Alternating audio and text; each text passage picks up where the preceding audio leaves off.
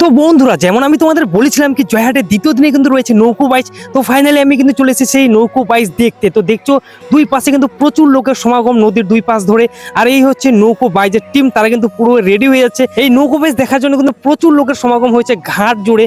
তো এখনই কিন্তু নৌকো বাইচ চালু হয়ে যাবে, আর ফাইনালি কিন্তু সেইটাই দেখার জন্য সবাই রেডি হয়ে রয়েছে।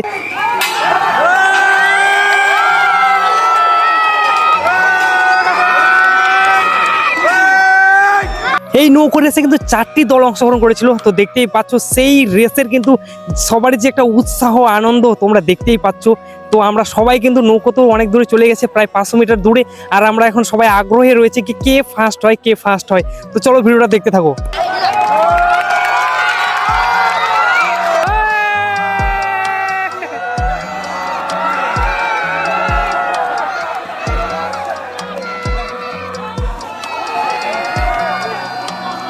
ফার্স্ট হওয়ার পরে দেখছো উচ্ছ্বাসের কিন্তু শেষ নেই, পুরো ডিগবাজি।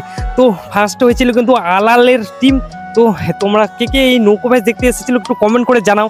আর নৌকো বাইচটা তোমাদের কেমন লেগেছিল সেটাও কমেন্ট করে জানাও।